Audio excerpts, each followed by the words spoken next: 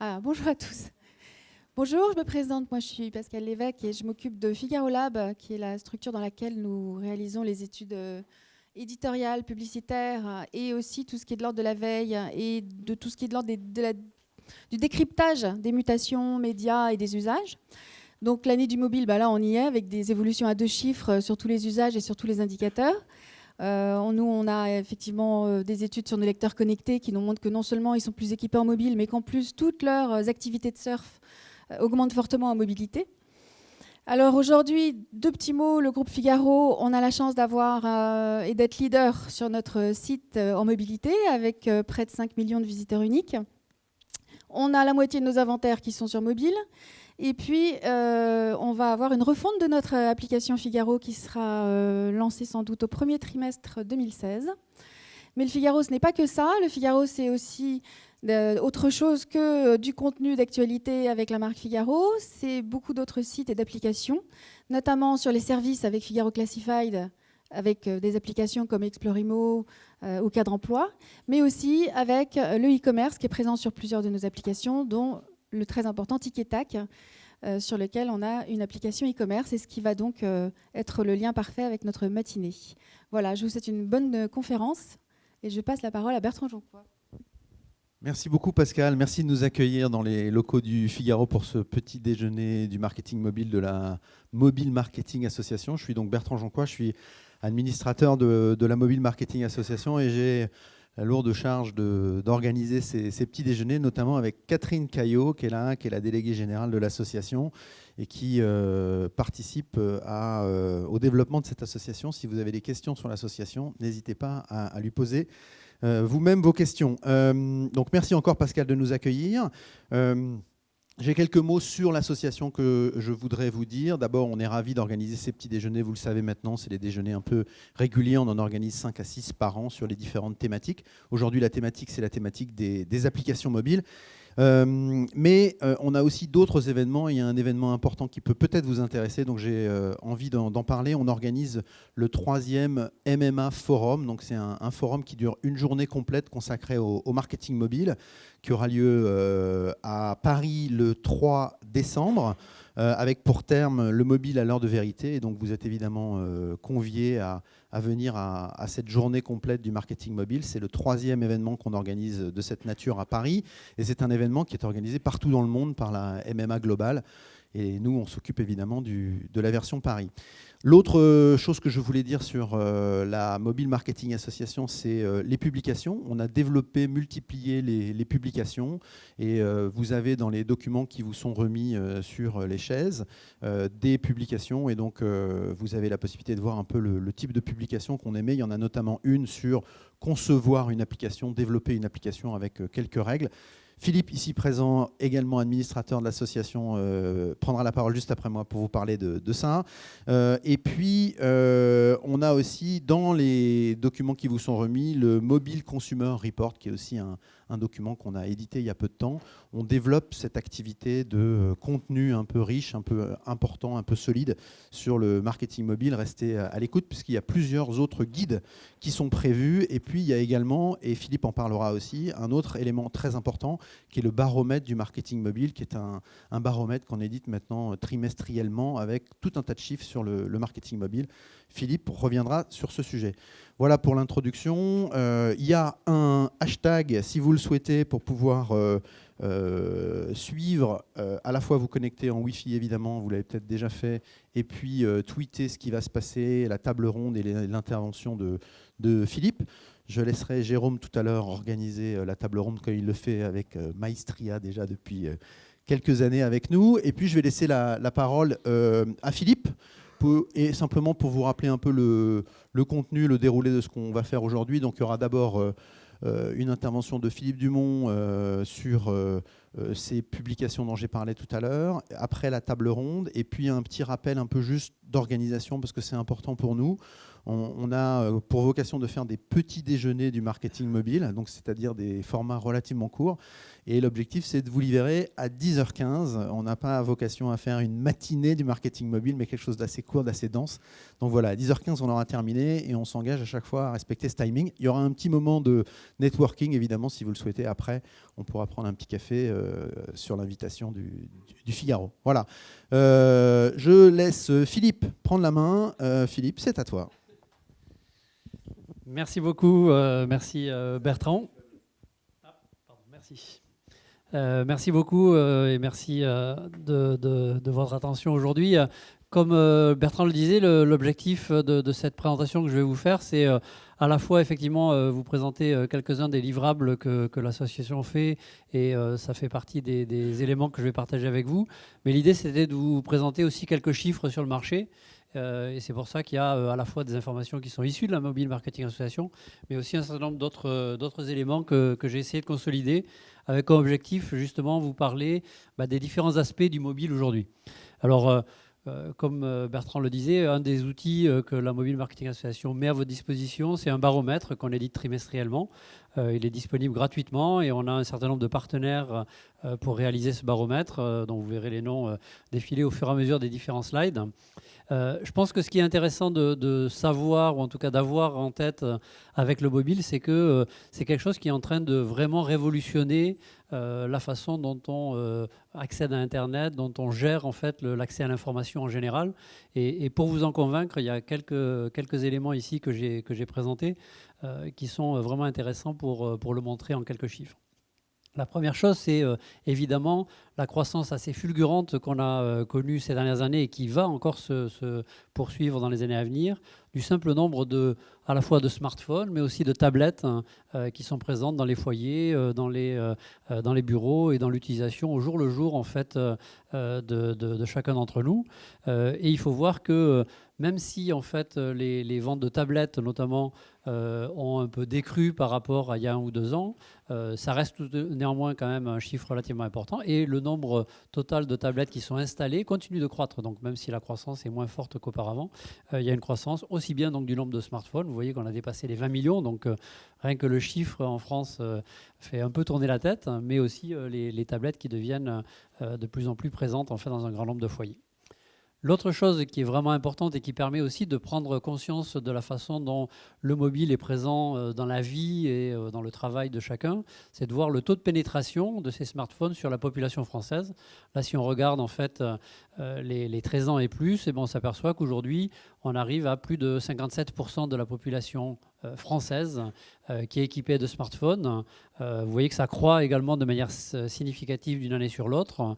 Et donc, très bientôt, on va se retrouver avec une pénétration de quasiment 2 Français sur 3 qui sont équipés de smartphones et qui vont effectivement consommer de l'accès à Internet, puisque c'est bien l'intérêt d'avoir un smartphone, c'est de consommer en fait de l'information en ligne avec ces outils-là.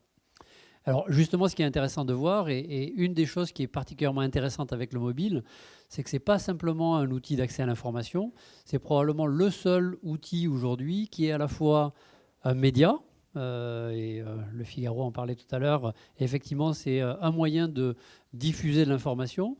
C'est aussi en fait un canal, et on va en reparler dans un instant, c'est une manière en fait de justement distribuer à la fois du contenu, des produits, de vendre, de commercialiser des éléments. Et puis c'est aussi un assistant, un outil qui va justement accompagner un acheteur, qui va accompagner un consommateur, qui va accompagner des fois un professionnel dans son travail au jour le jour, dans son loisir, dans son quotidien. Et c'est en fait vraiment le seul outil que vous pouvez connaître qui combine en fait dans un seul et même matériel et logiciel ces 3 fonctionnalités. Et ce qui est intéressant quand on regarde le temps qui est passé en fait aujourd'hui par les mobinotes sur leur smartphone et sur leur tablette, eh bien on voit que là aussi c'est quelque chose qui est en très forte croissance. Et si on le compare uniquement sur l'axe média, on va dire, par rapport aux médias que vous connaissez, qui sont soit l'ordinateur, mais aussi la télé classique, les magazines, etc., on s'aperçoit que la progression, évidemment, elle est continue, mais aussi et surtout que le temps passé en fait, sur cet outil-là, sur ces smartphones, sur ces tablettes, eh bien, il va rivaliser avec de manière très claire le premier média aujourd'hui qui est la télévision. Mais aussi, comme vous le voyez, il va dépasser aujourd'hui à la fois ce que l'on peut consommer sur le PC classique et ce que l'on peut consommer sur des médias aussi classiques que sont le print, la radio, etc. Donc ça, c'est la première chose. La deuxième chose, c'est qu'évidemment, au fur et à mesure que les utilisateurs basculent en fait, et passent de plus en plus de temps sur le mobile, eh bien, les investissements suivent en fait cette progression. Et c'est ce que vous constatez ici. Alors là, les chiffres, je le précise, ils sont américains, mais il y a exactement la même évolution qui se passe dans tous les pays développés du monde. Vous voyez, la petite flèche bleue, c'est là où on en est aujourd'hui. Donc c'est l'année 2015, si vous ne le voyez pas très bien. Mais comme vous le constatez, en fait, en 2015, les investissements sur le mobile vont être aussi importants en publicité, vont être aussi importants que les investissements sur le desktop, donc sur le web classique. Et dès l'année prochaine, on va se retrouver avec une proportion des investissements bien supérieure. Enfin, pour vous donner l'ordre d'idée, dans 2017, on prévoit que les investissements mobiles seront 2 fois supérieurs aux investissements web classiques. Et puis, ça continue de croître de manière quasi linéaire en fait, sur les années à venir. Donc, il y a vraiment un basculement de ces investissements qui est somme toute relativement classique. En fait, c'est des investissements qui suivent en fait l'audience, et l'audience étant en train de basculer sur le mobile, eh bien, on voit cette bascule qui est en train de s'opérer sur l'allocation des budgets publicitaires, tout comme on l'a vu si vous prenez vos courbes historiques. Dans les années 50, il y a eu un basculement des investissements publicitaires de la radio vers la télé. C'est exactement la même chose que l'on constate aujourd'hui entre, par exemple, là, le desktop et le mobile. Autre chose qui est assez intéressante, et c'est ce que je vous mentionnais en introduction, il y a à la fois cette notion de dire le mobile, c'est un vecteur important en termes de médias, mais c'est aussi un vecteur important dans tout ce qui est m-commerce. Et je pense que la table ronde dont on va parler justement tout à l'heure va vous montrer ces différents éléments. Dans tout ce qui est m-commerce, là aussi, je voulais juste mentionner quelques chiffres. Alors sans rentrer dans le détail, c'est vous montrer là aussi l'importance et la rapidité de la progression du mobile sur ces différents éléments. Si vous regardez juste le tableau à droite qui montre en fait la progression des ventes en e-commerce sur le mobile par pays et d'une année sur l'autre pour les ventes de Noël, vous voyez qu'il y a, je vais dire quasiment, il n'y en a pas un seul, il n'y a pas un seul chiffre qui est en dessous de 100%, et la plupart de ces chiffres sur tous les pays, la France, mais vous avez aussi les différents pays européens qui sont représentés ici, c'est des chiffres de croissance qui se chiffrent en 200, 300, 400, 500% sur tous ces éléments-là. Donc c'est vraiment une grosse bascule là aussi qu'on est en train de vivre, hein, qui est globalement l'adoption du mobile pour non seulement aller accéder à l'information, mais réellement pour être un vecteur de vente sur ce média-là, un peu comme on l'a connu sur le PC. Et si vous constatez ce qui se passe sur le PC, et vous l'avez probablement là aussi vu sur certains chiffres, notamment qui ont été publiés par des organismes tels que la FEVAD, etc., globalement, le marché du PC en termes de vente est flat, c'est-à-dire le e-commerce standard sur le web est flat. Et la seule croissance en fait, qui est réalisée sur ces éléments-là, eh bien, elle provient du mobile. Quand on parle justement du mobile en termes de présence et d'importance sur les transactions, ça, c'est des chiffres qui viennent de chez Criteo, qui publie, vous l'avez probablement vu là aussi, un rapport trimestriel sur l'importance du mobile dans les ventes. On s'aperçoit que le mobile, ça touche aujourd'hui 24% des transactions réalisées en France. Donc c'est quand même là aussi très significatif en moyenne. Et surtout, ce qui est intéressant, c'est que non seulement le mobile, évidemment, intervient, mais il intervient de manière soit finale, c'est-à-dire à la fin, la transaction a bien lieu, soit sur un mobile, smartphone, soit sur une tablette. Mais il intervient, y compris quand on va faire un achat sur le desktop, par exemple. Eh bien, il y a de plus en plus de cas, et vous le voyez, ça représente à peu près 50% des cas, où les utilisateurs vont avoir un parcours multicanal. Alors là, c'est un multicanal digital, mais vous voyez, où à la fois la tablette, le smartphone et parfois le desktop interviennent en fait dans le parcours d'achat de l'utilisateur. Et donc ça, c'est particulièrement intéressant, encore une fois, parce que ça montre cette versatilité, on pourrait qualifier ça comme ça, cette utilisation en fait du mobile, à la fois comme un vecteur d'achat, mais aussi comme un vecteur d'accompagnement dans l'acte d'achat. Et si on regarde, et là on revient sur certains chiffres que l'on publie régulièrement dans notre baromètre, si on prend le marché français, les acheteurs, donc les gens qui vont effectuer un acte d'achat sur mobile, aujourd'hui ça représente un peu plus de 4 millions de personnes en France chaque mois, donc c'est quand même des chiffres qui sont très significatifs, qui vous le voyez vont faire des actes d'achat de manière quand même assez régulière, et donc qui montre justement la façon dont les utilisateurs prennent le mobile aujourd'hui, non plus comme cet outil un petit peu pour découvrir des informations, mais réellement pour passer à l'acte.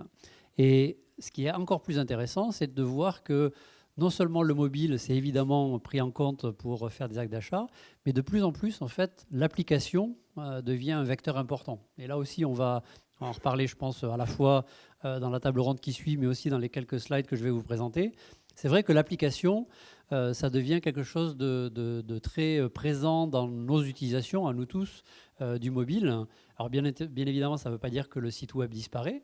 En revanche, les demandes que les utilisateurs font en termes de qualité de l'expérience utilisateur, en termes d'importance qu'ils accordent à cette partie simplicité et fluidité de l'expérience, eh bien, ça pousse de plus en plus à l'utilisation d'applications. Et on le voit ici, aujourd'hui, 90% du temps passé par les utilisateurs, eh bien, c'est du temps qui est passé au sein des applications.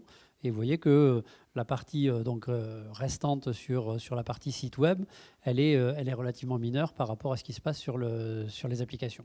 Et bien évidemment, il y a une évolution concomitante du temps passé. Et vous voyez qu'on arrive aujourd'hui à des temps passés sur le mobile et principalement des applications qui sont très importantes. Alors je sais ce que vous allez me dire. Vous allez me dire oui, d'accord, mais globalement le temps que je passe, c'est sur mon mail et sur Facebook, ce qui n'est pas faux. C'est vrai que c'est important, mais ceci dit, les entreprises d'abord s'y sont pas trompées du fait qu'il y a une bascule vers les applications mobiles. Et là, en l'occurrence, c'est des chiffres qui ont été publiés par une étude que ma société a sponsorisée à Zetton avec Harris Interactive, mais qui montre en fait que les applications mobiles, eh bien, elles sont extrêmement présentes dans les investissements, dans les plans d'investissement des entreprises, puisqu'elles ont rattrapé en termes de priorité les sites web. Vous voyez que aujourd'hui, c'est équivalent en termes de priorité d'investissement par rapport au site web. Et le mouvement est clairement en faveur des applications. Et la raison pour laquelle c'est le cas, c'est que, y compris pour les entreprises, elles s'aperçoivent que les taux de transformation eh bien, peuvent être relativement importants, voire très importants, par rapport à ce qu'elles avaient l'habitude de faire à la fois sur le desktop, mais y compris sur les sites mobiles. Et là, je trouve que c'est assez intéressant. En l'occurrence, là, donc c'est aussi tiré de l'étude Criteo qui a été faite donc, le trimestre dernier. Ce qu'on s'aperçoit, c'est que contrairement à, on va dire, un petit peu la fatalité que beaucoup d'entreprises ont pris en compte, qui est de dire « Ah, mais j'ai du mal en fait à réaliser les mêmes taux de conversion sur le mobile que j'avais sur le desktop ». Alors c'est vrai que c'est un challenge, c'est vrai qu'il y a du travail à faire, mais ce que montre en fait un certain nombre d'applications dans certains secteurs, c'est le cas notamment du voyage, c'est le cas notamment du retail, eh bien, c'est que ces applications, quand elles sont bien optimisées, quand elles sont bien construites, on arrive à avoir des taux de conversion qui sont deux fois ou une fois et demie supérieurs à ceux qu'on connaît sur le desktop. Et encore plus par rapport au navigateur donc, sur un mobile. Donc réellement, il y a effectivement une possibilité d'avoir des taux de transformation qui sont extrêmement importants sur le mobile. Et donc, il y a clairement cette prise de conscience qui est en train d'être réalisée. Alors, une chose qui est également intéressante à noter, c'est que les utilisateurs du mobile, alors évidemment, en général, ils se rapprochent de plus en plus de la population française, puisque, comme vous l'avez vu, la pénétration du mobile aujourd'hui, elle devient très très importante, donc c'est assez naturel.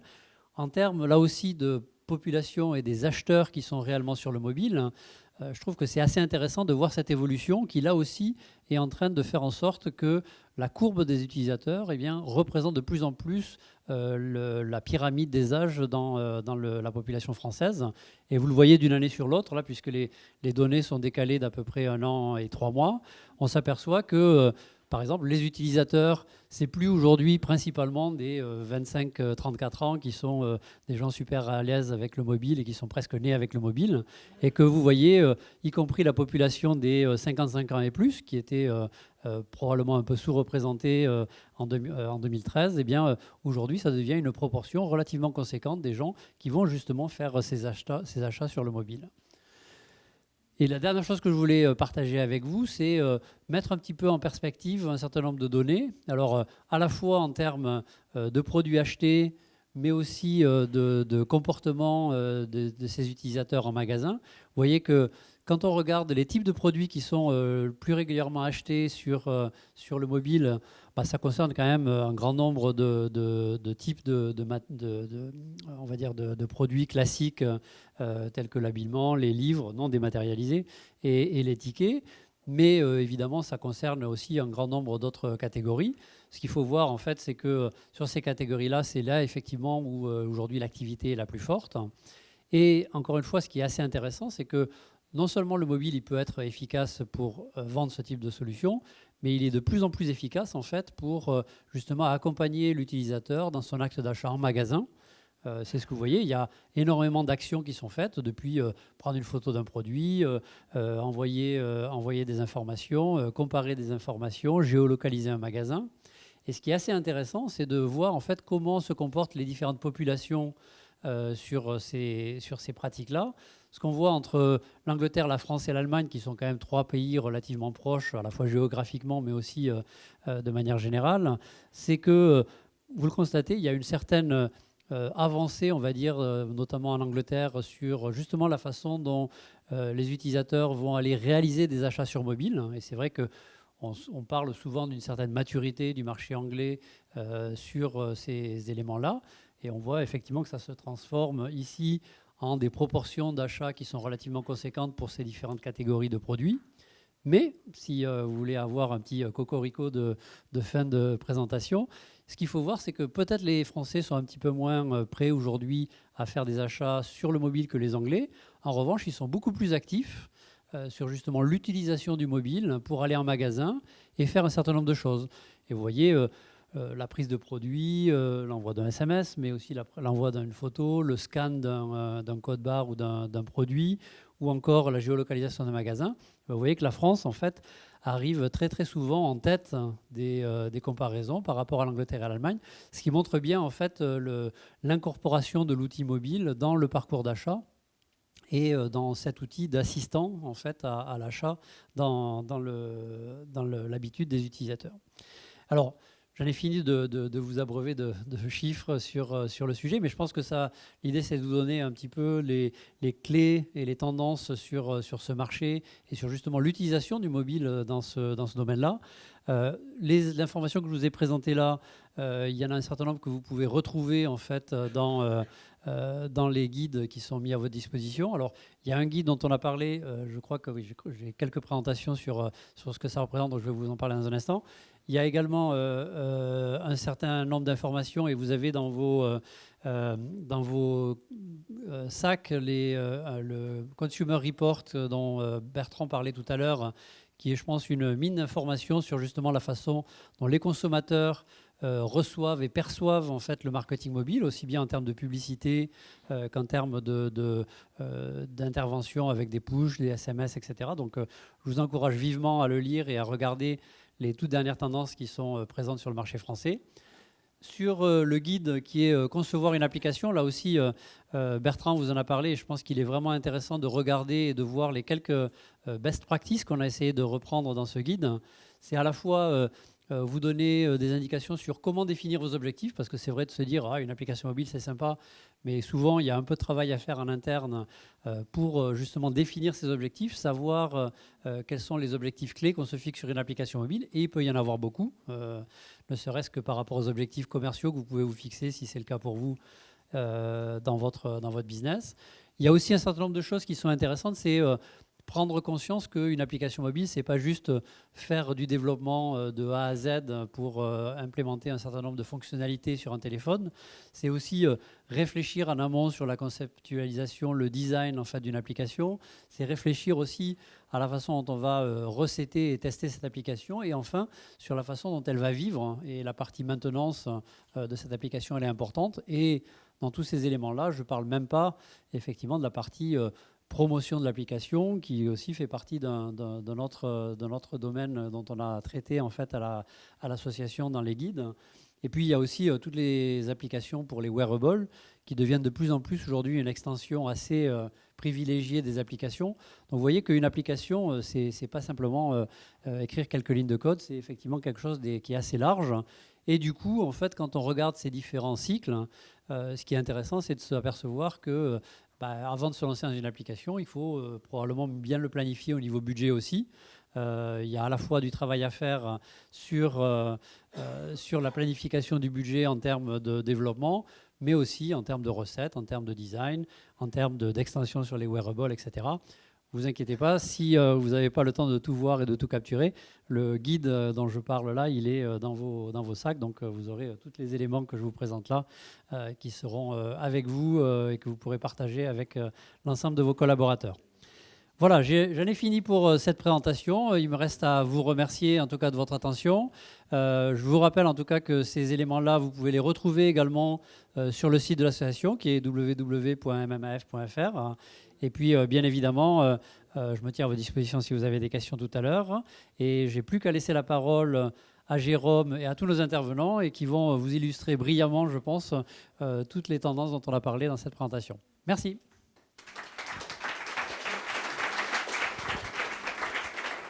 Merci. J'invite les intervenants de la table ronde à me rejoindre. On a un deuxième micro ou on n'en a qu'un? Il y en a un deuxième. Oui.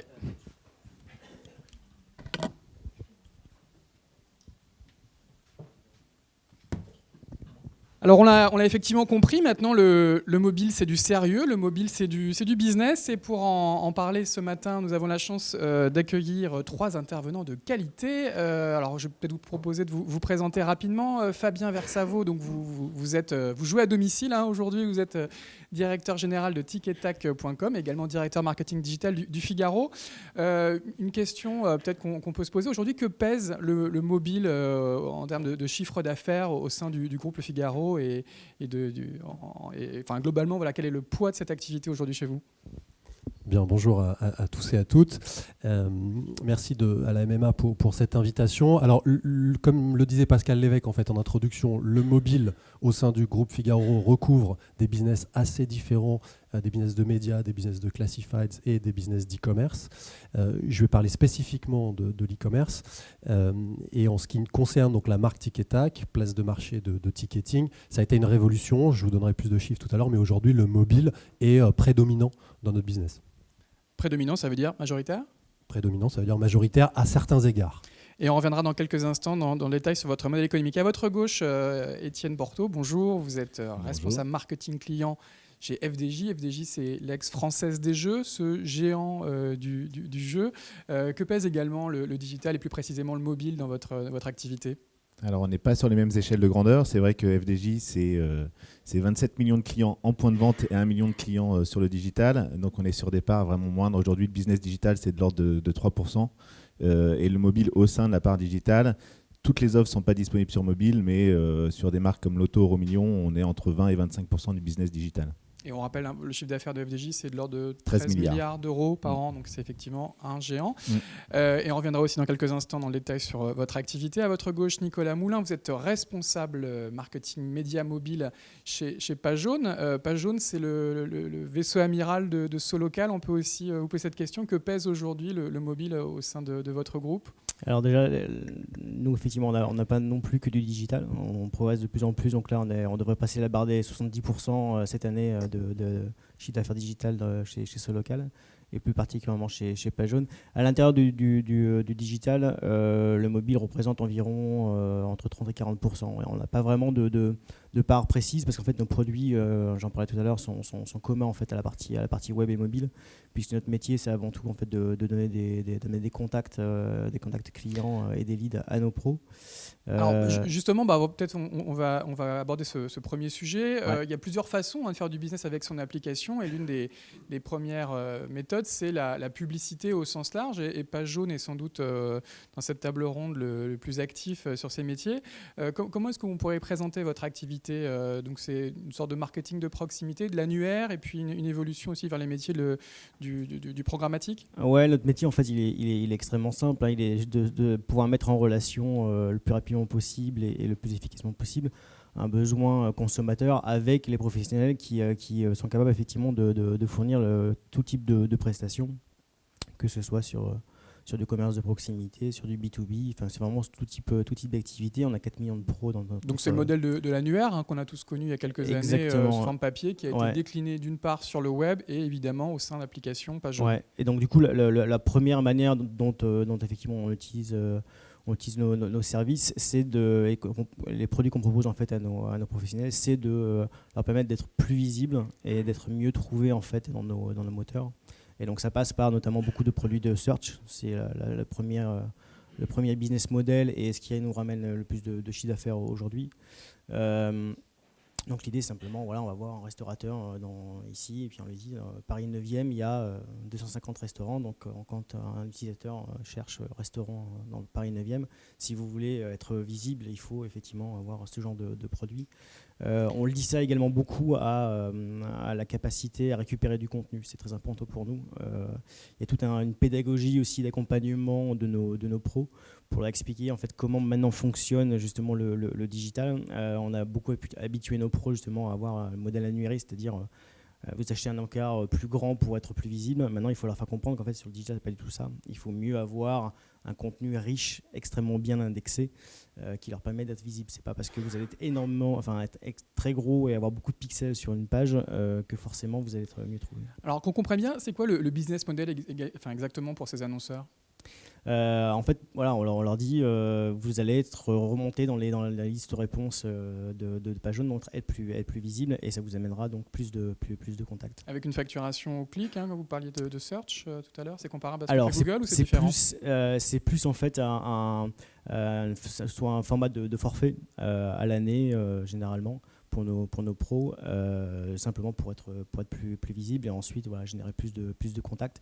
On a des modèles complémentaires à côté qui sont véritablement pour amener encore plus de et on y reviendra dans quelques instants. Voilà. Vous avez aussi, je crois, une activité dans le programmatique, même si vous avez cédé Horizon Média, vous êtes encore un acteur important dans la publicité mobile. On a toujours fait beaucoup de displays, mais c'est vrai que par rapport à l'importance de nos produits search et la prépondérance en fait de ce type de business model, le display représente aujourd'hui 10% de notre chiffre d'affaires. L'idée en fait c'était de bénéficier de toutes nos données qui sont extrêmement riches. Donc pour rappel, on a quand même plus de 22 millions de visiteurs uniques chaque mois sur nos services. Donc ça fait quand même c'est plus de 100 millions largement plus de 100 millions de visites par mois. Donc ça fait quand même pas mal de données, notamment sur des actes de conso à venir de nos utilisateurs. Et donc l'idée, c'est effectivement d'utiliser ces données pour pouvoir faire du programmatique et se lancer là-dedans. Donc on a lancé ça cette année et ça démarre très très fort. Philippe disait que les performances aussi sur le mobile étaient supérieures au desktop. C'est quelque chose que vous pouvez observer également au sein de votre groupe ou pas ? Alors ça dépend sur quel domaine. Sur le contact, notamment nous, la grande capacité du mobile, c'est d'appeler. C'est-à-dire que sur le web, on a du mal à pouvoir justifier directement à nos pros qu'un lead a bel et bien été amené chez eux sur l'appel. Quand on est sur la fiche détaillée d'un pro sur l'application Page Jaune et qu'on appelle, nous on restitue ça directement à nos pros en disant concrètement vous avez eu tant de leads chaque mois. D'accord, en tout cas un modèle en développement au sein de votre groupe. Étienne, chez FDJ, est-ce que, alors vous êtes, j'imagine, un des principaux annonceurs, mais est-ce que vous avez testé la publicité en tant que support, ou est-ce que c'est quelque chose que vous refusez de faire ? C'est pas qu'on se refuse de le faire, c'est que pour le moment c'est pas du tout d'actualité. En fait, FDJ a encore des grands enjeux de développement de son activité digitale. Et on concentre toute notre énergie à développer notre business. Du coup, on renvoie beaucoup avec de l'auto-promo sur nos sites, sur nos produits. Mais pour le moment, on ne monétise pas du tout notre audience. Et cette auto-promotion, elle est quand même performante ? C'est un levier aujourd'hui important ? C'est un levier important, évidemment, puisque c'est vrai qu'on a des produits, on a un catalogue de produits qui est assez varié, puisqu'on va du loto à des jeux exclusivement disponibles sur le web. Et du coup, on a besoin de faire connaître ces produits, notamment à tous nos clients qui viennent consulter les résultats. On a beaucoup d'audience de clients du point de vente qui viennent consulter les résultats sur desktop ou sur mobile. Et on a un enjeu de transformation de ces clients-là. Très bien. Fabien, également, même question. J'imagine que TikTok, vous êtes plutôt annonceur, mais est-ce que vous avez testé la publicité sur vos supports? Alors, on l'a Au sein du effectivement. groupe Figaro, j'imagine que c'est un sujet que vous connaissez bien. Absolument, oui. Et en ce qui concerne Tic-et-Tac, donc on est essentiellement en tant que marketplace naturellement un acteur transactionnel, mais la publicité sur le desktop fait partie historiquement de notre modèle d'affaires. Donc on l'a testé sur le mobile. Et la conclusion a été qu'il faut être extrêmement vigilant à la manière dont on insère de la publicité dans l'expérience utilisateur sur le mobile, encore plus que sur le desktop. Et quand on ne le fait pas bien ou quand on le fait de manière trop intrusive et pas personnalisée, on dégrade, on discount de manière très sensible les taux de conversion. Or, pour une appli d'e-commerce, le cap, le bearing point dans la gestion de cette appli, c'est naturellement le taux de transfo. Donc ensuite, on a arrêté, en fait, nous, les formats publicitaires IAB mobile standard et on est en train de déployer du native advertising à 100%. Donc on est sur des intégrations beaucoup plus fines et beaucoup plus personnalisées. Et on peut en dire deux mots. L'objectif, c'est d'améliorer les taux de transformation et d'améliorer la monétisation de l'application? Absolument, sans dégrader la conversion du parcours client e-commerce.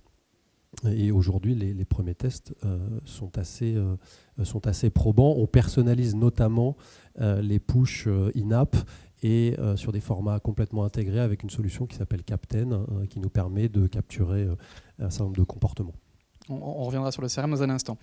Donc on le voit, la publicité, c'est un modèle économique important, notamment pour Page Jaune, testé par FDJ et par Tic-et-Tac. Mais pour vous deux, le principal modèle économique, c'est, on va dire, le M-commerce. Donc on peut revenir sur le modèle de Tic-et-Tac. Donc concrètement, vous aidez des mobinautes à réserver en ligne des tickets, des billets pour des spectacles. On peut dire deux, trois mots de votre activité principale? Bien sûr. Donc Tic-et-Tac est un pure player du ticketing. C'est une marketplace, je le disais, qui a été lancée il y a une dizaine d'années, qui a été acquise par le groupe Figaro il y a 7 ans. Nous sommes dans le top 3 des acteurs en Ile-de-France et plus généralement dans le domaine du théâtre. On a servi un peu plus d'1,5 million de clients. Et donc notre modèle a drastiquement changé sous l'émergence du mobile, puisqu'aujourd'hui, je le disais, la majorité des points de contact clients sont faits sur le mobile. Plus de 50% de nos audiences sont réalisées sur le mobile, des taux de croissance à 3 chiffres sur les 12 ou 18 derniers mois, et 30% du chiffre d'affaires, en tout cas tel qu'il est attribué au travers des solutions dont on dispose aujourd'hui, 30% du chiffre d'affaires est réalisé sur le mobile. Donc la totalité de la transaction se fait sur le mobile. C'est pas simplement je réserve un ticket et je paye en point de vente. Non, c'est une attribution du chiffre d'affaires qui est extrêmement conservatrice. La totalité du parcours client est réservée sur le mobile, 30% du chiffre d'affaires. Très bien. Comment s'est fait cette croissance? Quels ont été les leviers de développement de cette activité? C'est de l'organique? C'est naturellement les gens qui ont changé d'écran? Ou vous avez eu des actions spécifiques pour développer cette activité? Alors, on a, je crois que ce qui était présenté en préambule est un phénomène de migration des usages et des comportements. Donc, on a accompagné assez naturellement ce phénomène, notamment sur le volet applicatif, en relançant nos apps natives et en les rendant le plus efficientes possible pour les smartphones comme pour les tablettes. Donc il y a d'un côté ce basculement des usages, cette adoption massive qui était encore une fois illustrée en préambule. Et puis pour le web browsing, il y a quand même ce phénomène de la refonte, la dernière refonte majeure de l'algo de Google au mois d'avril 2014, le Mobile Guidon dont tout le monde a entendu parler, qui, en ce qui nous concerne, véritablement nous a aidé à franchir un palier. Vous avez senti un boost sur votre trafic parce que vous étiez mobile friendly? Absolument. Absolument, ça a été de l'ordre de 40 à 50%. C'est très récent, c'est cet été. Ça date du mois de mai, avril, ouais. Fin avril, exactement. Et en quelques semaines, en moins de 10 jours, on a fait plus 40% d'audience sur le mobile grâce à ça. D'accord, très intéressant. Vous avez évoqué aussi l'usage de Captain, qui est une solution, je crois, qui a été rachetée par Microsoft, de push notification. C'est aussi un nouveau levier spécifique aux applis qui vous permet d'être beaucoup plus réactif, beaucoup plus tactique dans votre stratégie de croissance. Absolument. Moi, je suis convaincu que le mobile, encore plus que le desktop, est un canal pour lequel la personnalisation de l'expérience utilisateur doit être au centre de toutes les réflexions. Encore une fois, encore plus que pour le desktop. Et on a pu le tester dans un premier temps sur notre site mobile où nous avons étendu la DMP e-commerce que nous avons DMP, commencé à construire. Ce que ça veut dire, donc c'est une plateforme de collecte. Data Management Platform. Exactement, une plateforme de collecte de comportements clients. Nous avions initié ce projet qui est connecté au CRM. On a initié ce projet en décembre 2013. Je pense qu'on était un des premiers e-commerçants français à la déployer. On l'a ensuite activé sur le web mobile et on est en train de sortir une release iOS pendant 3 semaines. On sera le premier e-commerçant français à embarquer, je pense, un moteur prédictif de sélection de produits de façon à proposer une expérience 100% personnalisée pour chaque utilisateur en mobilité en fonction de votre profil ou des jumeaux statistiques de nos clients. Eh bien, on va vous proposer des sélections de produits, encore une fois, 100% personnalisées. Concrètement, je suis allé voir ce spectacle. Vous allez me proposer des spectacles qui sont similaires et donc le taux de conversion, a priori, sera bien meilleur, c'est ça ? Ce n'est pas uniquement similaire à ce que vous avez acheté, ça englobe des facteurs plus larges, à la fois la navigation et à la fois votre historique transactionnel, le CRM. Et effectivement, l'idée, c'est de proposer une sélection des produits les plus affinitaires à chaque utilisateur. D'accord. Et ça, c'est des choses que le mobile est en avance sur le desktop pour ce type de fonctionnalité ou et en fait, tout avance en même temps ?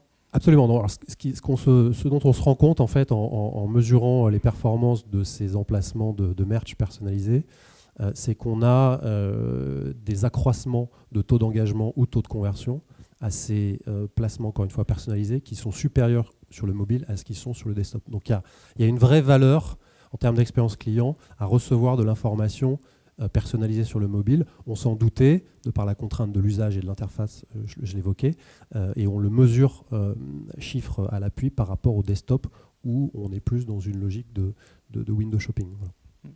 Étienne, également un mot sur l'activité M-Commerce de la FDJ, puisque vous vendez au travers de votre application des grilles de loto, si j'ai bien compris. Et on peut faire l'intégralité du parcours client, c'est ça ? On s'inscrit, on valide sa grille, on devient millionnaire. Je vous le souhaite.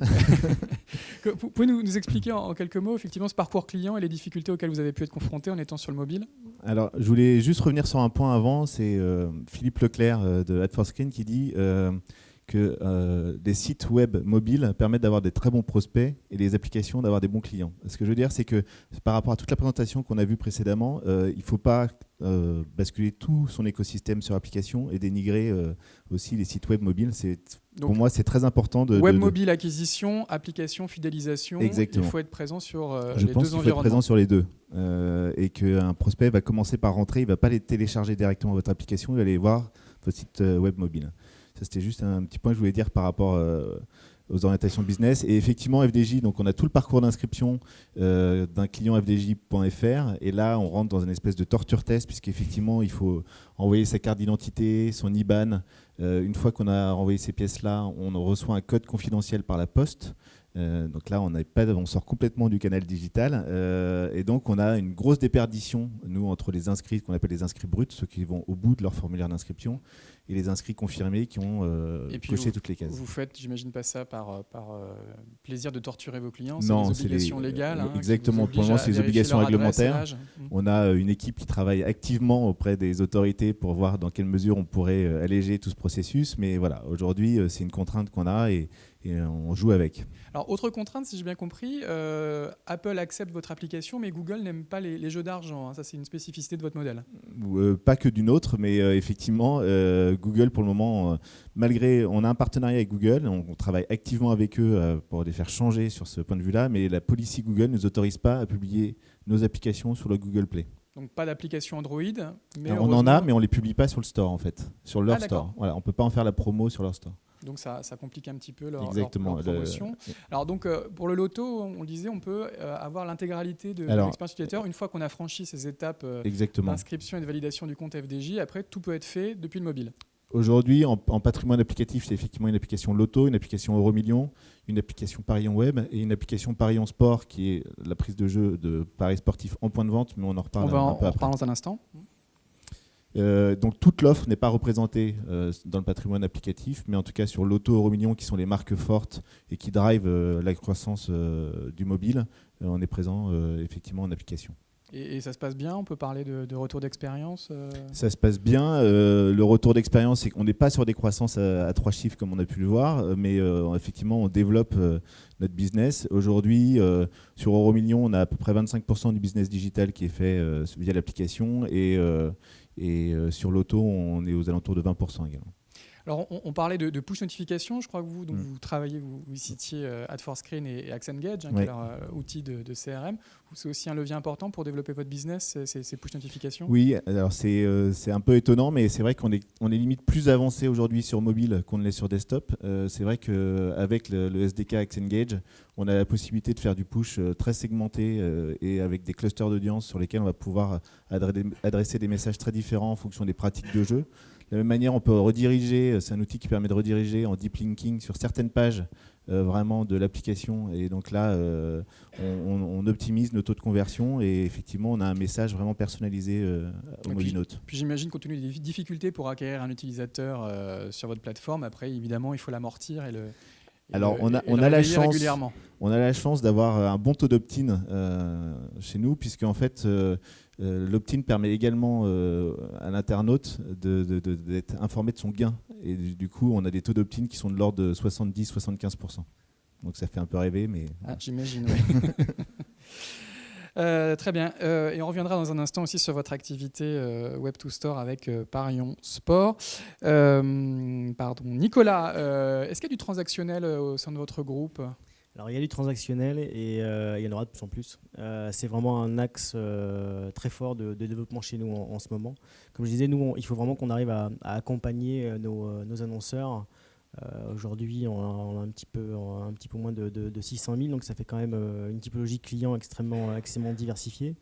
Et donc certains comprennent effectivement ces nouveaux modèles, d'autres moins. Donc c'est pour ça qu'on a plusieurs effectivement types de produits publicitaires à leur proposer. Et donc pour toutes les activités effectivement notamment qui proposent la prise soit de rendez-vous, soit la réservation de table, choses comme ça. Donc les restaurants, les instituts de beauté, les coiffeurs, les médecins. Voilà, c'est un axe effectivement qu'on développe beaucoup. Alors on va y revenir, mais sur la partie purement vente en ligne, vente m-commerce, vous avez des activités ou oui, en fait, on permet notamment à nos pros d'avoir une brique en fait d'e-commerce sur les sites qu'on développe pour eux, parce qu'on rappelle que vous êtes un des principaux créateurs de sites web en France. On est le premier. Le premier, on peut donner quelques chiffres. On a 150 000 en fait sites. 150 000 TPE, artisans, commerçants PME, qui vous font confiance pour créer leur site web. Exactement. Donc et vous leur fournissez la brique notamment de paiement. Ouais, donc ils ont plusieurs modules qu'ils peuvent activer effectivement de manière optionnelle sur leur site, dont l'un effectivement est la partie e-commerce où ils peuvent saisir en fait le produit. C'est du B2B pour vous et c'est une activité en forte croissance pour vos clients. Oui, parce qu'encore une fois, il y a beaucoup de pédagogie à faire pour leur faire comprendre qu'ils peuvent également vendre sur le web, qu'en fait l'effort pour pouvoir porter sur le web ce qu'ils font déjà dans leur magasin n'est pas si énorme que ça, et que nous on est là aussi justement pour les aider à le faire. Donc c'est des choses qui sont en train de progresser. Ouais. Vous leur proposez des sites mobile friendly, j'espère. Ils sont full responsive dès le départ, voilà. Très bien. Ça c'est réglé. Ils ont aussi vu leur croissance augmenter d'un tiers cet été avec le mobile guédon ou pas ? J'ai pas de chiffres exacts sur cette partie-là, mais ouais, de toute façon le but justement pour nous, parce que c'est vraiment notre promesse, c'est de dire voilà, on fait un site clé en main et on adapte en fait tous vos besoins à toutes ces évolutions technologiques. Très bien, alors on peut faire du m-commerce avec le mobile, on peut aussi faire du renvoi de business dans les points de vente, et on va peut-être revenir dans un instant sur l'offre de Page Jaune en la matière. Ouais. Si je ne me trompe pas, il y a eu un rachat il y a quelques années de Click Rendez-vous, et puis quelque part un switch de business model à la performance, où des commerces sont facturés pour votre capacité effectivement à générer des rendez-vous. Hein. C'est ça le modèle économique ? Ouais, en fait depuis assez longtemps, on voyait bien qu'effectivement le modèle économique allait basculer d'un modèle de visibilité chez nous, qui est un modèle classique annuairiste, à un modèle de lead.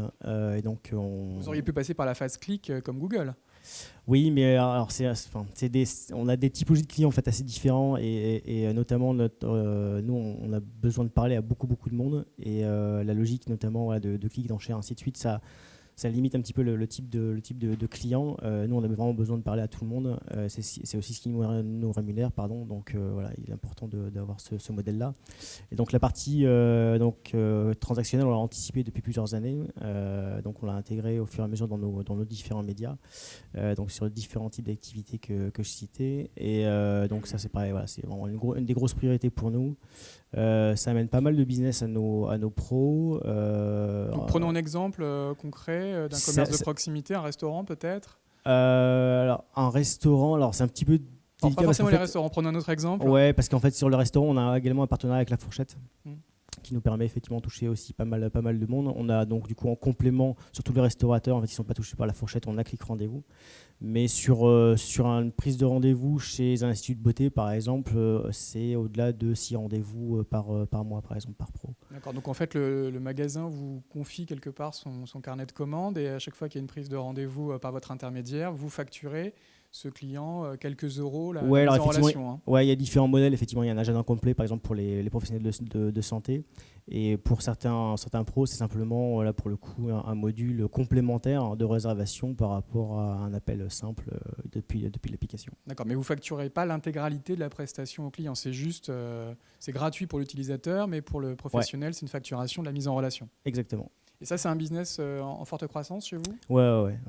Parce qu'en plus, voilà, comme je l'expliquais encore une fois, il y a beaucoup de pédagogie à faire, mais les professionnels comprennent effectivement ces modèles-là. Je pense que le développement de ces activités-là sur l'ensemble des activités digitales font comprendre à ces gens-là qu'il faut qu'ils s'y mettent et qu'il y a un vrai intérêt pour eux, notamment facilitateur et complémentaire surtout de ce qu'ils font aujourd'hui. Puis là, on imagine que le mobile, parce qu'il est mobile, est un levier formidable pour ce type de format. Ouais, absolument, c'est extrêmement facile aujourd'hui. Là, on va sortir dans quelques semaines en fait une nouvelle version où la prise de rendez-vous chez les professionnels de santé va être extrêmement mise en avant directement dans la liste de réponses.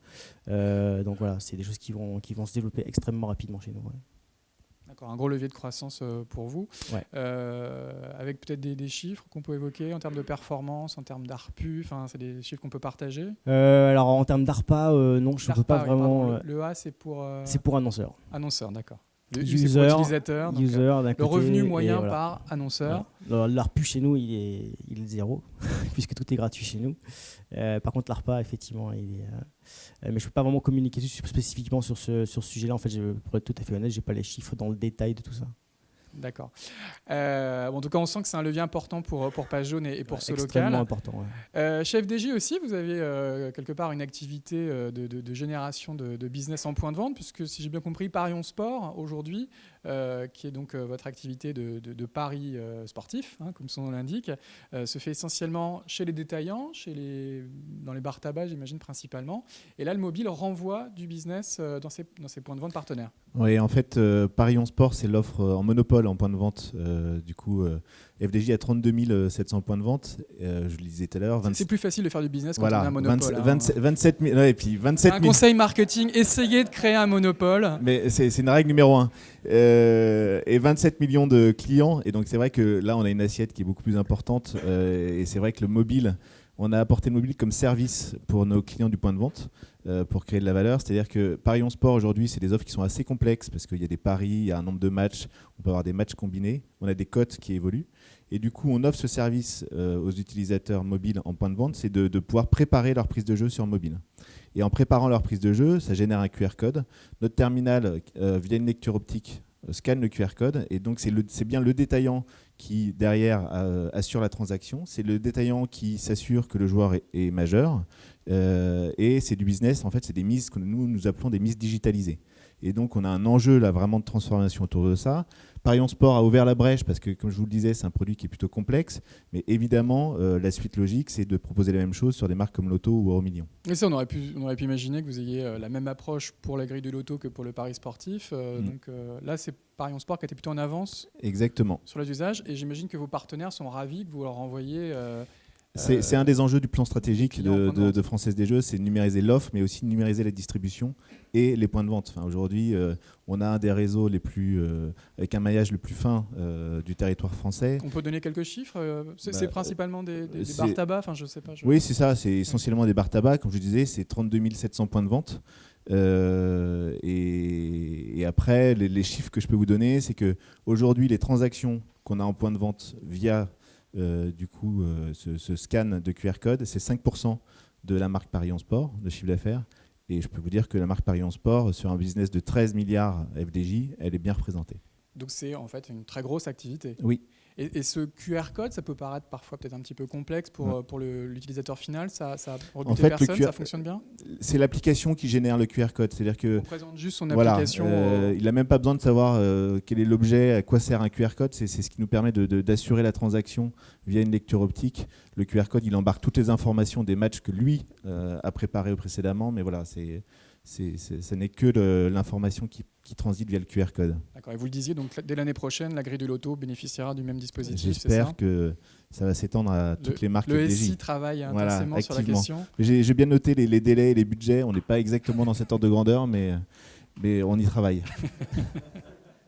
C'est peut-être le problème d'être parfois un monopole aussi, c'est que. Non, on se transforme activement sur tout ce qui est le volet SI aussi, et c'est très important. Depuis l'année dernière, on a vraiment rapproché les équipes SI et marketing, métier, et il y a vraiment un travail de binôme qui s'opère.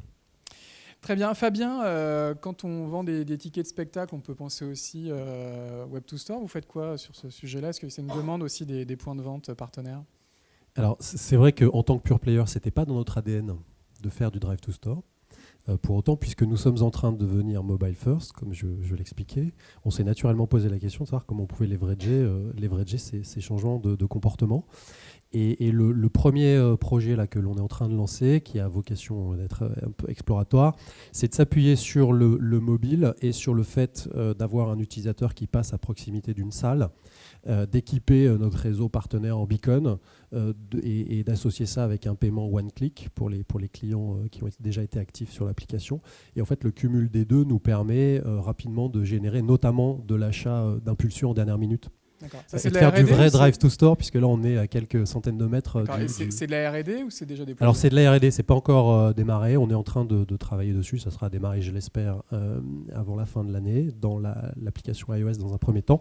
Et voilà notre interprétation en tant que pure player de ce que l'on peut faire pour contribuer au développement du drive to store. D'accord. Et vous pensez que ça sera un gros business pour ces activités culturelles, cet achat un peu opportuniste? Alors, je pense qu'il y a un basculement du marché dans le travel, comme dans le ticketing, comme dans beaucoup d'industries, vers l'achat de dernière minute. On rappelle qu'un lastminute.com avait identifié ça il y a quelques années. Voilà, on n'est absolument pas les premiers à le dire, vous avez raison. Et en revanche, je pense que ce type d'usage devrait encore rester assez minoritaire dans notre mix, encore pour quelques mois. D'accord. Et des clients qui font tout simplement la queue ou qui ont envie de gagner du temps quand ils font la queue pour un spectacle, ils ne peuvent pas passer par votre application pour gagner du temps? Alors, on leur propose déjà, et on est les premiers aussi dans notre industrie, on leur propose déjà des e-tickets et du ticket PDF mobile, ce qui leur permet d'avoir du coup-de-fil et de bypasser les flux. On parle beaucoup du wearable, vous proposez aussi vos tickets, je crois, sur l'Apple Watch? Non, alors, pas pour l'instant. Pas pour l'instant. C'est peut-être le seul point de contact qu'on n'a pas encore travaillé, mais ça va venir. Vous pensez que ça va devenir un levier important? Dans le ticketing, je ne suis pas sûr. Autant dans les news et avec le Figaro.fr, on a des très bons résultats et on peut visualiser l'engagement. Autant dans le ticketing et dans d'autres segments de l'e-commerce, je ne me prononcerai pas à ce stade. Très bien, merci pour ces témoignages sur le Web2Store. Autre modèle économique, alors malheureusement, je crois qu'aucun de vous trois ne travaille là-dessus, c'est tout ce qui est in-app. C'est plutôt des modèles économiques qu'on voit dans l'univers du jeu vidéo. Est-ce que l'un d'entre vous a testé ces modèles où, en gros, Apple ou Google ou des gens comme ça vont gérer la partie transactionnelle avec une vente de contenu dématérialisé? Vous avez testé ça ou pas? Je sais pas, jaune. Chez nous, on a toujours une culture effectivement du gratuit pour nos utilisateurs, donc ça ne se justifierait pas trop, quoi. On essaie vraiment de leur permettre d'utiliser au maximum nos services et de s'impliquer beaucoup dans nos services. Et pourtant, cette logique de simplification fait qu'aujourd'hui, beaucoup d'utilisateurs apprécient les kiosques d'Apple ou Google. Ça ne pourrait pas être une logique pour, je ne sais pas, réserver un microservice? En fait, on s'est forcément posé la question depuis qu'Apple propose ce genre de modèle. On n'a pas réellement trouvé de service suffisamment à valeur par rapport à ce qu'on propose dans l'application, par rapport aux usages de nos utilisateurs pour véritablement aller là-dessus. Avec votre modèle, c'est compliqué. Ouais. Est-ce que chez FDJ, c'est plus proche de ce que vous faites? Parce que finalement, une grille de de l'auto ou de Paris en Sport, c'est quelques euros, parfois quelques dizaines d'euros. Le modèle économique d'Apple ou Google est compatible avec... Alors, le modèle économique est difficilement compatible, Parce qu'on rappelle effectivement. qu'ils prennent une énorme marge. Hein. C'est Voilà, cher. c'est-à-dire qu'il y a un bon taux de marge au passage. Non, c'est difficilement compatible et on a vraiment une contrainte d'inscription. C'est-à-dire que nos joueurs sont inscrits et on a un fonctionnement de compte. En fait, le jeu à crédit n'est pas autorisé en France. Donc c'est pour ça que les joueurs de FDJ ont crédité un compte et après ils débitent ce compte. Et donc là, on a un fonctionnement qui est vraiment compliqué avec Apple. Et après, c'est le modèle économique de la Française des Jeux qui pourrait être compliqué. C'est que dans notre écosystème, donc le principal bénéficiaire, c'est le joueur. Heureusement, il y a quand même une somme qui retourne vers le joueur. Après, il y a l'État. Et Française des Jeux et la filière de distribution sont commissionnés en fait, sur l'ensemble des mises générées. Donc si on fait rentrer un acteur supplémentaire dans toutes ces personnes-là, ça risque de complexifier le modèle. D'accord. Et quand on s'appelle Française des Jeux, on n'a pas eu des réflexions sur des jeux vidéo traditionnels, éventuellement premium, sur ces écrans mobiles, parce que c'est aujourd'hui un des premiers canaux de distribution du jeu. Hein, ouais, le tout à fait. ça pourrait être dans votre ADN aussi ou pas? Oui, ça pourrait. C'est vrai que quand on s'appelle Française des Jeux, on se dit c'est bizarre de ne pas être présent sur ce canal-là.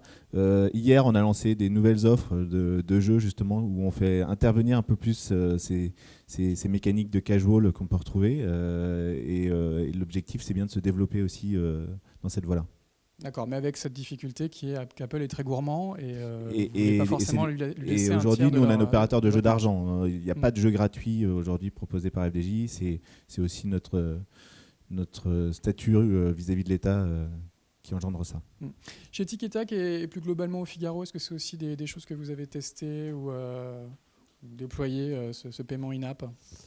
Alors, en fait, l'API in-app purchase n'est pas disponible pour les opérateurs d'e-commerce. Ça fait partie des guidelines d'Apple. Donc, vous savez qu'on n'est pas en capacité de le faire. Et d'autre part, le taux de marge et la question du partage de la donnée client étant centrale dans nos métiers, on n'aurait pas perçu vraiment d'incentive à déployer ce type de pratique. Voilà pour l'e-commerce. Pour la partie média, l'application Figaro.fr embarque l'in-app purchase. C'est une composante et c'est un canal important du mix de distribution de nos contenus payants. Ce n'est pas le canal majoritaire et il est à noter que par rapport aux versions de départ d'il y a 3-4 ans, donc de l'in-app purchase, Apple a fait évoluer ses guidelines en permettant aux clients de partager ces données avec l'éditeur, le publisher. Donc ce qui est quand même extrêmement important. On était 100% intermédiaire ou réintermédiaire à la première version. Les guidelines se sont assouplis et aujourd'hui on a plus de 50%, je crois que ce sont les 2/3 en fait, des souscripteurs à l'in-app, qui utilisent l'in-app, qui partagent leurs données clients avec le publisher. Alors c'est peut-être compliqué pour le commerce, mais je disais au sein du groupe Le Figaro, vous avez principalement aussi une activité d'éditeur. Est-ce qu'il y a des réflexions pour peut-être rendre les contenus plus souvent payants qu'avant et pourquoi pas s'appuyer sur les stores pour monétiser l'accès au contenu? Alors absolument, nous avons relancé nos offres premium il y a quelques mois. On a déjà plus de 40 000 clients abonnés, donc on est au-delà de la trajectoire que l'on s'était fixée. Le mobile joue un rôle de collecte en amont du tunnel ou de transformation essentielle. On s'appuie déjà sur le purchase, sur l'in-app purchase, pardon. On va naturellement le renforcer. Pour autant, notre ADN, on considère que les frontières de notre métier ne sont pas uniquement de produire du contenu et de le laisser distribuer par des tiers. Il y a des opportunités de distribution nouvelles comme Instant Article notamment Chez qui Facebook. nous sont chez Facebook qui nous sont promises, mais c'est vrai que la trajectoire du groupe et sa stratégie, c'est de se consolider à tous les points de vue, aussi bien en amont sur la production des contenus qu'en aval de l'écosystème, dans sa distribution et dans sa maîtrise des données clients. C'est de notre point de vue une composante essentielle de défense de la valeur liée au contenu. Une stratégie de distribution sélective qu'on retrouve aussi dans l'univers du luxe. On pourrait faire le parallèle un peu. Alors, vous ne voulez pas mettre votre marque sélective, dans une grande je sais surface pas. de l'information. Sélectif, je ne sais pas, mais maîtriser sa destinée en maîtrisant la commercialisation de ses produits, ça nous semble être quelque chose d'essentiel. Très bien. Alors avant de vous demander peut-être à tous les trois un mot de conclusion, est-ce qu'il y a quelques questions dans la salle, des approfondissements, des questions supplémentaires sur la publicité, sur le m-commerce, sur le Web2Store, sur le paiement in-app? Pas de questions. Alors, on va envisager un mot de conclusion. On le disait dans cette introduction, le mobile, c'est du sérieux. Le mobile, maintenant, c'est du business. Pour certains, même, c'est déjà quasiment la moitié de l'activité. Est-ce que chez Page Jaune, le mobile pourrait devenir progressivement majoritaire non seulement dans votre audience, mais dans votre chiffre d'affaires? Et si oui, à quel horizon? L'horizon, je pense qu'effectivement, 2017, on devrait y être. On rappelle déjà 70% du chiffre d'affaires, qui est conséquent, hein, c'est 1 milliard, hein, je crois, le chiffre d'affaires de ce local. C'est du digital. Ouais. Et le mobile pourrait devenir majoritaire, donc dépasser, j'imagine, le cap des 500 millions dans 2 ans. Ouais, enfin de toute façon, on est sur des, comme on voit, hein, on est sur des éléments de transition d'usage, et comme je disais aussi, nos produits sont vraiment communs à l'ensemble des supports. Vous savez qu'on a voulu investir très tôt nous dans le mobile, de manière assez forte. Aujourd'hui, on voit quand même que même si le mobile prend le pas et continue à prendre le pas, notamment en termes d'usage, de philosophie d'usage et de réflexes de comportement, les utilisateurs en fait sont vraiment cross-platform, ils deviennent de plus en plus cross-platform. Donc ça, je pense qu'il faut quand même le rappeler, même si aujourd'hui on parle vraiment de mobile. Tous nos utilisateurs sont vraiment, je pense qu'effectivement c'est commun à l'ensemble des éditeurs, hein, on voit vraiment qu'il y a un usage maintenant cross-platform. Donc on essaie justement d'injecter cette philosophie, cette efficacité, cette simplicité du mobile, tout en gardant quand même en tête que les utilisateurs font des parcours cross-platform. Donc voilà, la transition forcément vers le support mobile, elle va intervenir. Chez nous, justement, la bascule, elle est pas si importante que ça, parce qu'on va simplement accompagner et nos utilisateurs et nos annonceurs dans ces transitions, à la fois en termes d'usage pour nos utilisateurs, mais également en termes de business model, comme je disais, sur la partie annonceur. Donc oui, on fait effectivement des produits de search qui continuent à évoluer vers du mot-clé, par exemple, pour que des activités un peu spécifiques soient directement trouvables et mieux searchables dans nos moteurs. On fait donc du programmatique, on fait du transactionnel, on fait du e-commerce. Voilà.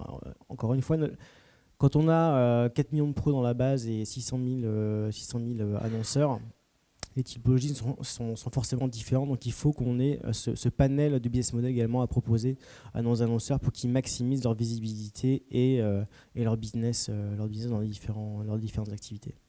Très bien. Et puis, on rappelle que vous venez de lancer Page Jaune Resto, qui est le nouveau nom de Chrono Resto, c'est ça? Exactement, ouais. Donc la prise de commande de repas en livraison. Donc si vous avez un petit creux ce midi, n'hésitez pas à Exactement. tester Le Page Jaune midi, Resto. le soir, n'hésitez pas. Dès que vous êtes un petit peu feignant, vous n'avez pas envie de cuisiner. Et évidemment, voilà. de le tester depuis votre mobile, hein, puisque tout est géolocalisé et on Exactement. découvre les partenaires en quelques instants avec son téléphone. Une logique mobile first là encore.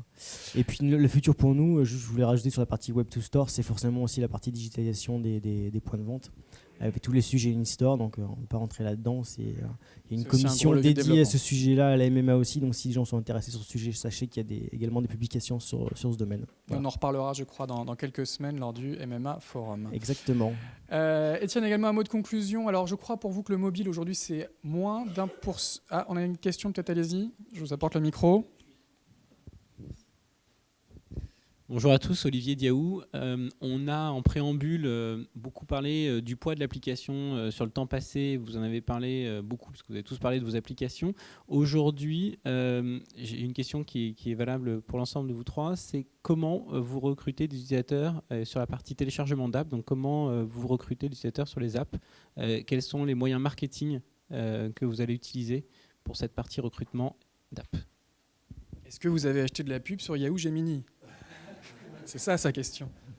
On teste Yahoo Gemini. Effectivement, on a acheté sur Yahoo Gemini.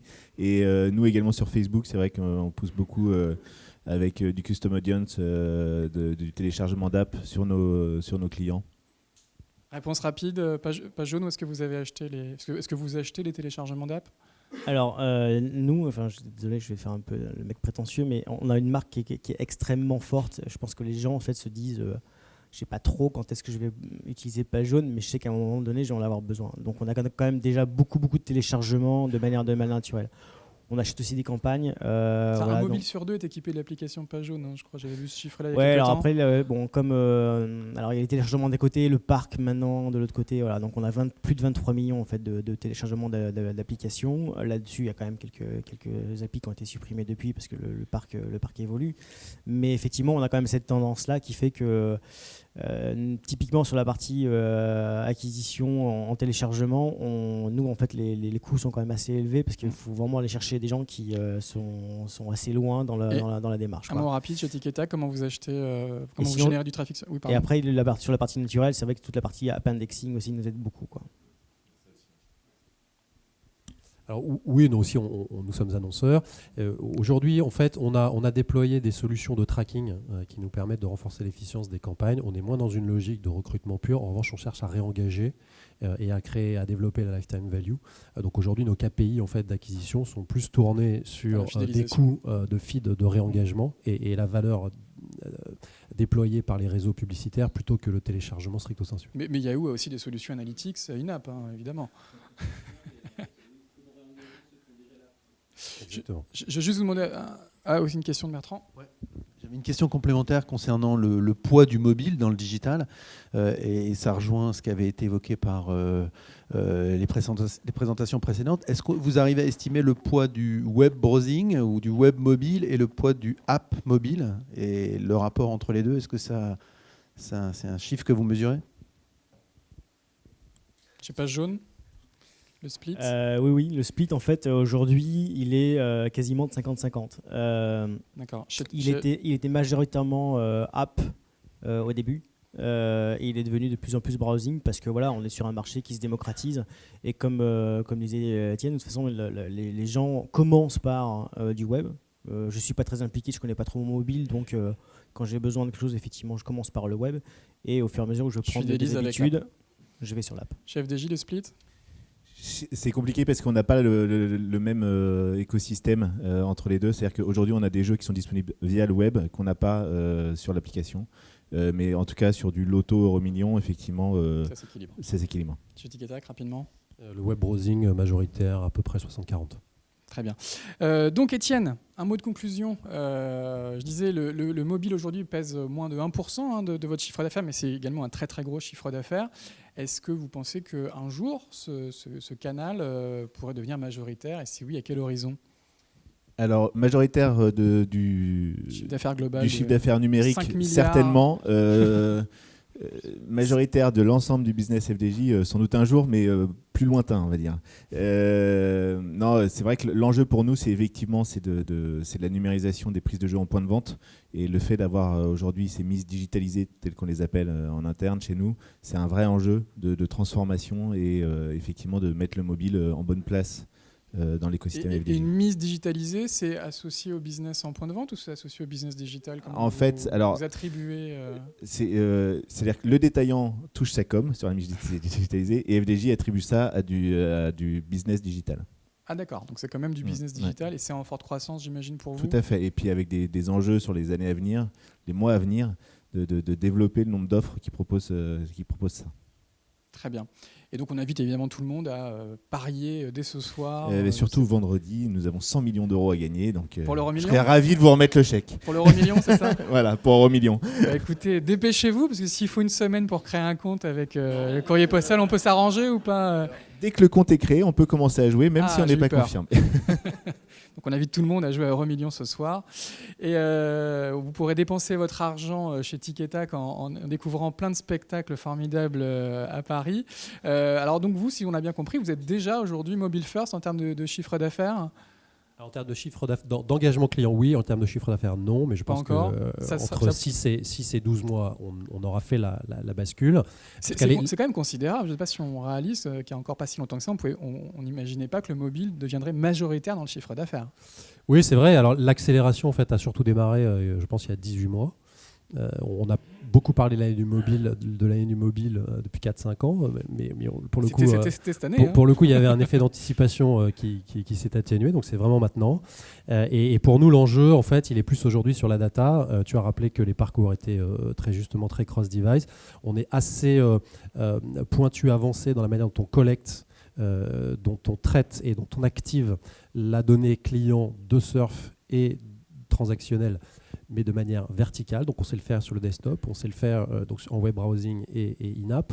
En revanche, quand il s'agit de combiner les trois, c'est un petit peu plus compliqué de mutualiser cette donnée en transverse. Donc pour nous, un des gros enjeux sur lequel là on travaille actuellement, c'est d'essayer de se renforcer, puisque le parcours client étant lui-même très fragmenté, il faut qu'on soit capable d'apporter les mêmes niveaux de personnalisation à un utilisateur, quel que soit son écran. Donc 2015, année du mobile, 2016, année de la mobile data, on pourrait simplifier La ça smart comme data ça. mobile. La smart data, très bien.